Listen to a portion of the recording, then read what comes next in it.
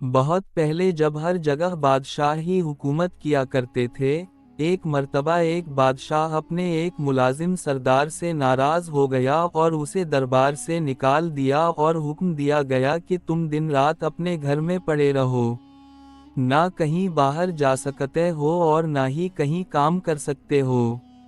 یہ بظاہر معمولی حکم تھا کیونکہ دن رات گھر میں پڑے رہنا، کچھ کام کاج نہ کرنا اور فارغ وقت گزارنا بہت مشکل ہوتا ہے۔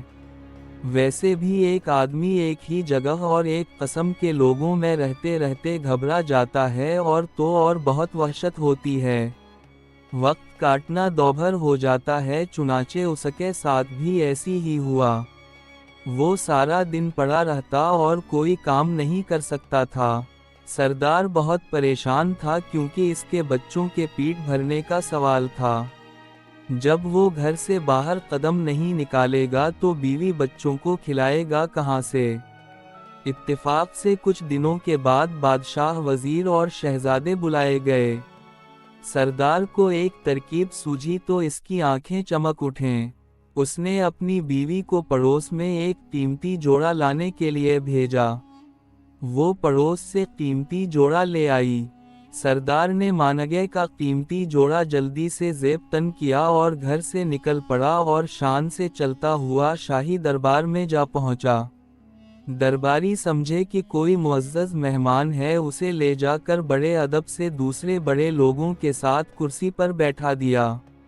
سردار گردن اکڑا کر کرسی پر بیٹھ گیا۔ دربار شروع ہوا۔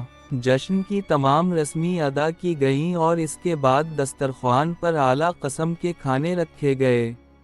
سردار نے بھی ہاتھ بڑھا کر خوب ڈٹ کر کھانا کھایا اور پھر نظر بچا کر بڑی چالاکی سے سونے کی ایک رکابی اپنے لباس میں چھپا لی اور دربار ختم ہوتے ہی وہاں سے 9-2-11 ہو گیا، اور گھر آ کر بڑے مزے سے سارا واقعہ اپنی بیوی کو سنایا۔ اس کے بعد اس کی بیوی بازار جاتی اور سونے کی رکابی کا ایک ٹکڑا کاٹ کر فروخت کر کے کچھ رقم لے آتی۔ یوں سردار کی زندگی آرام سے گزرنے لگی اور پریشانی دور ہو گئی۔ ادھر دربار کے ملازموں نے دیکھا کہ سونے کی ایک رکابی کم نکلی ہے تو بیچارے بہت گھبرائے اور رکابی ڈھونڈنے کے لیے ادھر ادھر دوڑنے لگے۔ بادشاہ نے ان کی حالت دیکھ کر کہا کہ تم سب کیوں پریشان ہو؟ مجھے معلوم ہے کہ سونے کی رکابی غائب ہو گئی اور اب وہ تمہیں نہیں ملے گی۔ مجھے یہ بھی معلوم ہے کہ وہ رکابی کس نے چرائی ہے۔ اگلے سال پھر جشن ہوا اور دربار مہمانوں سے بھر گیا۔ جشن کے اختتام پر مہمانوں کو کھانا دیا گیا۔ سردار اس موقع پر بھی موجود تھا۔ کھانا کھانے کے بعد پھر اس نے نظر بچا کر بڑے اطمینان سے ایک سونے کی رکابی اپنے لباس میں چھپا لی۔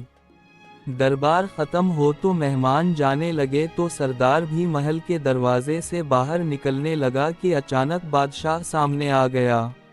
بادشاہ کو دیکھ کر وہ بہت سٹ پٹایا اور گھبرا کر ادھر ادھر دیکھنے لگا۔ بادشاہ نے ہاتھ بڑھا کر اس کا ہاتھ پکڑ اور کہا کہ پچھلے سال کی رکابی ختم ہو گئی، جو پھر ایک اور رکابی لے جانا چاہتے ہو؟ یہ سنتے ہی سردار کے ہوش اڑ گئے اور خوف کے مارے کانپنے لگا۔ آخر کار بادشاہ کے قدموں پر گر پڑا اور کہنے لگا، حضور کے حکم کی تعمیل میں مجھے میرے گھر میں بند کر دیا گیا تھا۔ کئی مہینوں تک پریشان اور تنگ دست رہا، آخر مجبور ہو کر یہ نازیبا حرکت کی۔ حضور مجھے معاف کر دیں۔ بادشاہ کچھ دیر سوچتا رہا، پھر کہنے لگا کہ اچھا، ہم نے تمہیں معاف کیا اور تمہاری ملازمت بھی بحال کر دی۔ غلطی ہماری ہی تھی، ہم نے حکم ہی ایسا دیا تھا کہ آدمی بھوک اور تنگدستی سے مجبور ہو کر چوری کرنے پر آمادہ ہو جاتا ہے۔ اگر ہم تمہیں گھر میں قید نہ کرواتے تو شاید تم ایسی حرکت کبھی نہ کرتے۔ جاؤ، اب ایسی حرکت نہ کرنا۔ چوری بہرحال بری حرکت ہے۔ بادشاہ اور سردار دونوں نے غلطی کی تھی۔ دونوں نے اپنی اپنی غلطی تسلیم کر لی اور ایک دوسرے کا آئندہ کے لیے عبرت حاصل ہو گئی۔ کہتے ہیں کہ پھر سردار نے کبھی چوری نہ کی اور نہ بادشاہ نے کبھی کسی کو ایسی سزا دی۔